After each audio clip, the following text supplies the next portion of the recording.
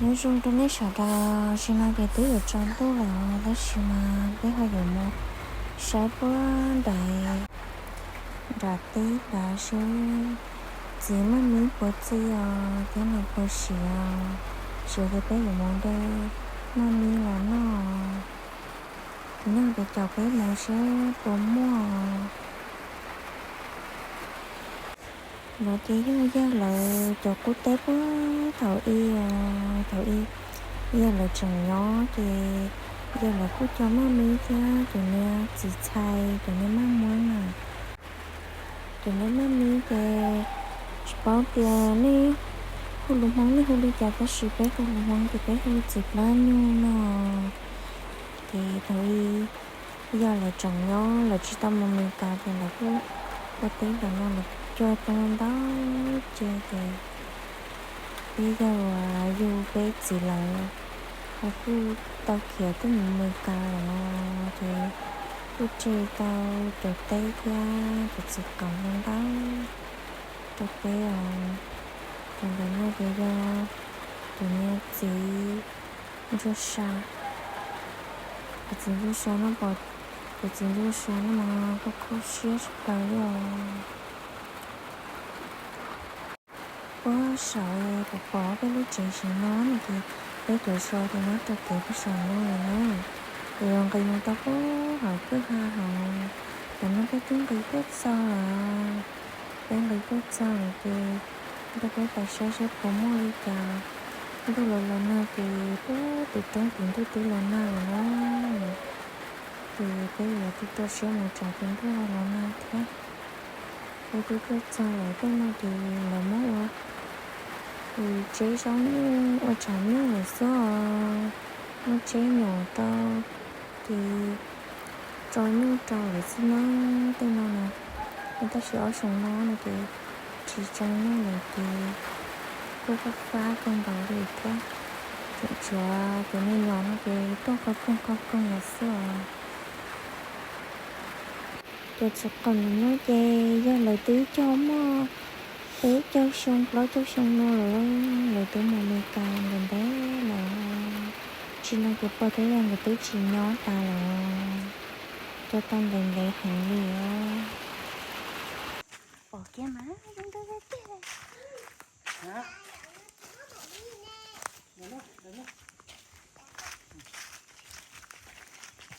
cái rồi nó chỉ mà nghĩ là nhưng mà chỉ xài chứ giờ cho chị xài nó giờ tiền gì cho nên nó chỉ ta đi mà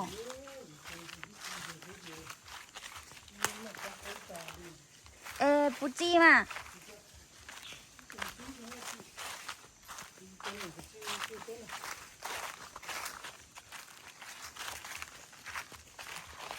rồi nó cho tao cái chỗ xong mà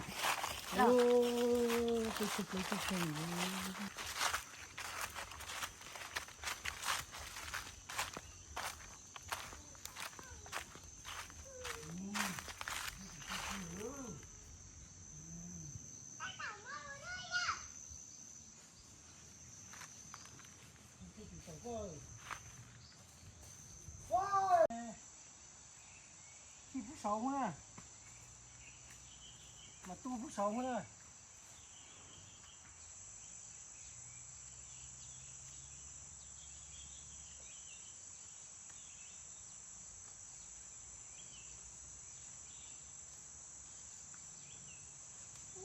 tôi cũng mất trẻ mà chưa hứa rồi khi không à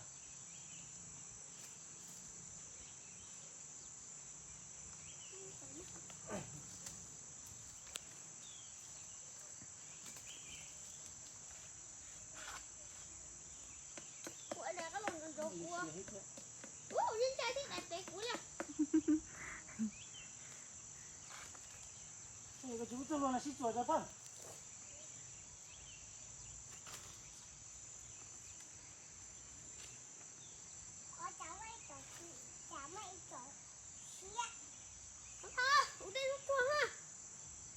khi cho dễ liền khi tao trai thích đẹp đẹp của để chụp lấy được để tôi chụp lấy cô liền tại vì muốn nó biết đến được đẹp bé trái là đi con Sẽ tí lúc con hả? Ủa, đúng ha. Sẽ tí lúc con rồi. Cái chị tụi nó cũng là kiểu độc cỏ này ha. hả chị Giờ tụi luôn ha. có tuổi số con ha Chỉ cho tụi luôn chạy phim đậu lỏ nè. Tụi nó cái này mà cho cái nó biết cho không chị à. tao à giúp nó tàn rồi ha có tuổi số con cho nó ha Phim có tuổi chạy có tuổi. Em của tôi của đây cái hả? mất khi số con à mất khi rồi tụi con rồi có mà đây gặp tôi thì nó phun là gì có mà muốn đâu Giờ có tuổi ra phim tu lấy ra phim mà tuổi. Hả chị? Tuổi.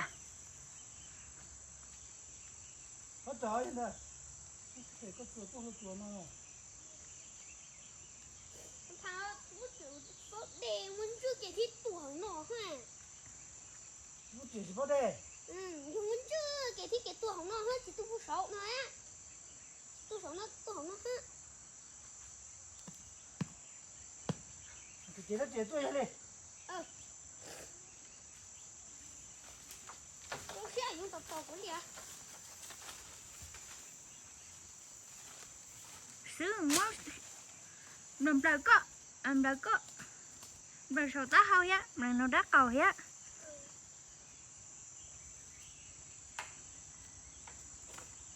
Chúng mình nó to xía sắp đặt.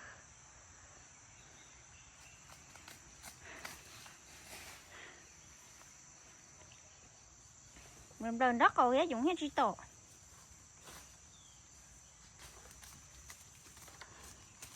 Đời sầu tá hao ya. hả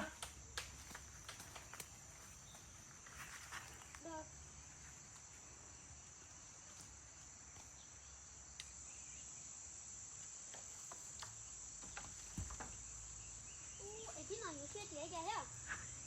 chuyện là của mà Mất dễ chú chạy bỏ ná. Mất lấy cái chạy bỏ ná lo chạy. Dễ cái thân họ chạy bỏ cái lo mà. mất chuyện chứ cho chị bỏ lò hả không không cho chị nói chị bỏ lò Ủa?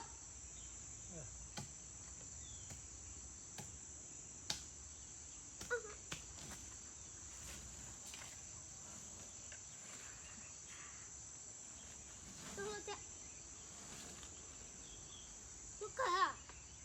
Ở cho. không mà cho lò Ôi, cái nó chị bỏ lò cái nào Mất triệu bỏ kia là bể nó hả?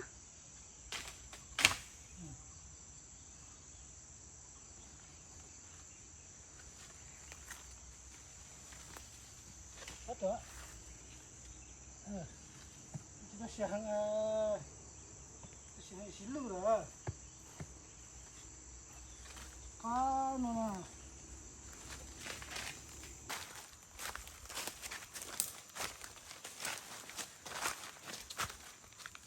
tổ sát tiaไปxin đi xin rồi Chú.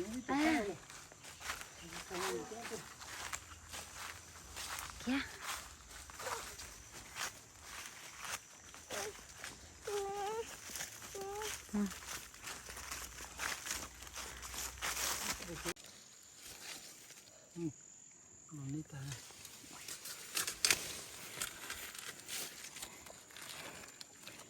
Chị nhớ có sứ tua sứ. Giờ